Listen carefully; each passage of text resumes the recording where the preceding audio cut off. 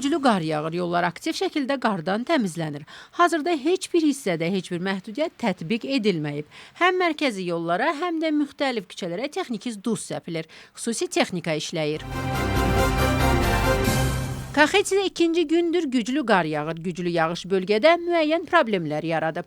Qar və buz səbəbindən Vazyani, Gombori, Telayve yolunda məhdudiyyətlər qüvvədə qalır. Yalnız yolsuzluq avtomobillərin hərəkətinə icazə verilir. Patrol polisi briqadaları vətəndaşların təhlükəsizliyini yerindəcə izləyir. Güclü qar yağışı nəticəsində bəzi abunəçilər hələ də elektrik enerjisindən məhrumdurlar.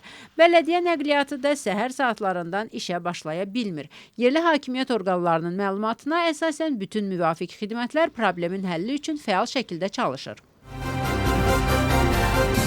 Şidə Kartlidə də qar yağır. Hazırda Qori bələdiyyəsinin heç bir kəndində, o cümlədən yüksək dağlıq kəndlərə gedən heç bir yol bağlanmayıb. Şəhər meriyasının məlumatına əsasən bütün müvafiq xidmətlər səfərbər olunub. Həm daxili, həm də mərkəzi yollar təmizlənir. Texniki duz səpilib, ictimai nəqliyyat fasiləsiz hərəkət edir. Paytaxtda güclü qar yağması səhərə qədər davam edəcək. Qar yağma sabah dayanacaq. Sinoptiklərin proqnozu belədir. Tbilisidə havanın maksimal temperaturu 2 dərəcəyə qədər yüksələcək. Gecə şaxta gözlənilir. Gürcüstanın hər yerində qar yağacağı gözlənilir. Qərbdəki sahil bölgələrində külək əsəcək.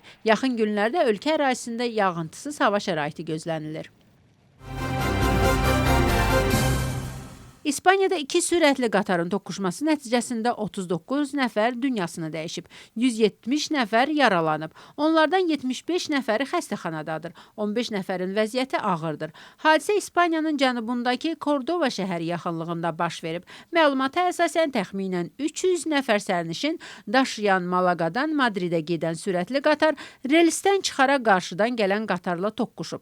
BBC-nin məlumatına əsasən toqquşma qatar Malagadan yola düşəndə təxminən 10 dəqiqə sonra baş verib. Hadisədən sonra Madrid və Andaluziya arasında dəmir yolu hərəkatı dayandırılıb. Gürcüstanın baş naziri dəmir yol qəzası ilə bağlı İspaniyaya başsağlığı verir. Bu çətin dövrdə düşüncələrimiz yaralılar və İspaniya xalqı ilədir. Dünyasını dəyişənlərin ailələrinə səmimi qəlbdən başsağlığı verirəm, deyə Kubaxidze yazıb. Rusiya vətəndaşı xüsusilə külli miqdarda narkotik maddənin qanunsuz alınmasına, saxlanılmasına və satışına, eləcə də tərkibində narkotik maddə olan bitkinin qanunsuz əkili becərilməsinə kömək etmək ittihamı ilə həbs edilib. Sözü gedən şəxsin mənzilində xüsusi istixanası olub və orada qanunsuz olaraq tərkibində narkotik maddə olan bitkinin xüsusilə külli miqdarda əkib becərib.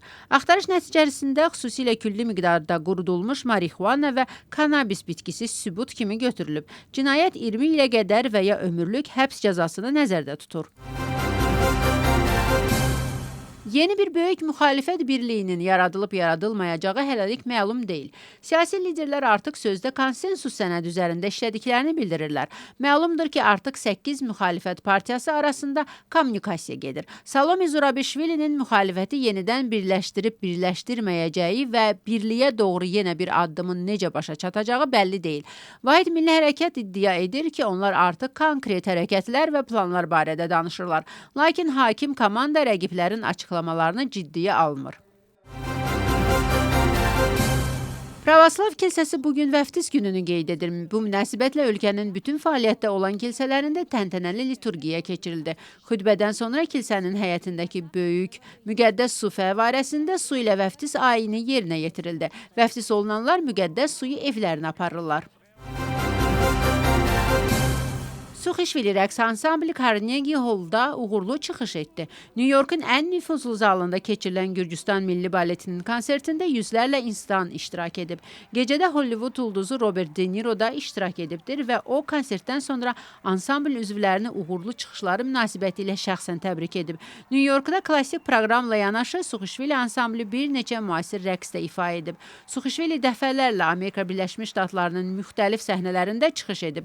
Baxmayaraq ki, bunların Carnegie Hall səhnəsində ilk çıxışı idi. Ansambl yaranmasının 8 ilini qeyd edir. Gürcüstanda yeni peşəkar döyüş liqası, Gürcüstan Döyüş Liqası yaradılıb. Əsas missiya regionlarda beynəlxalq yarışlarda iştirak edəcək istedadlı gənc idmançıları aşkar etmək və yetişdirməkdir. Yeni təşkilatın himayəsi altında hər il müxtəlif regionlarda 5-6 rəsmi yarış keçiriləcək. Turnirlərin qalibləri və fərqlənən idmançılar ilin final yarışında iştirak edəcəklər və ölkənin ən yaxşı döyüşçülərinin seçiləcəyi yarışda iştirak edəcəklər. Avropa Parlamentinin vitse-prezidenti Javier Lopez X sosial şəbəkəsində yazır.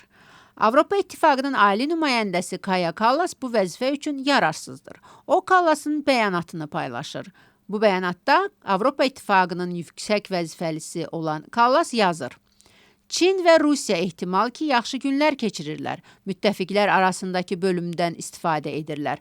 Tariflər Avropa və Amerika Birləşmiş Ştatlarını yoxsullaşdırmaq, ümumi rifahımızı sarsıtmaq riskini daşıyır.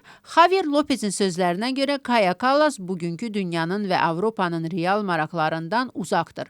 Bu bəyanat və onun forması səhv, siyasi cəhətdən sadəlöv və strateji cəhətdən təhlükəlidir. Bugünkü dünyanın və Avropanın real maraqlarından tamamilə uzaqdır. Belə bəyanat yalnız Avropa Birliyinin ən yüksək nümayəndəsi tərəfindən verildiyinə görə deyil, ümumiyyətlə Kallas bu vəzifə üçün yararsızdır deyə Javier Lopez yazır.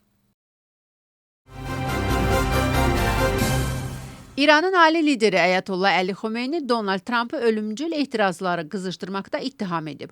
O, qurbanların, zərərin və İran xalqına qarşı böhtanın günahkarını Amerika Birləşmiş Ştatları prezidenti olduğunu söyləyir.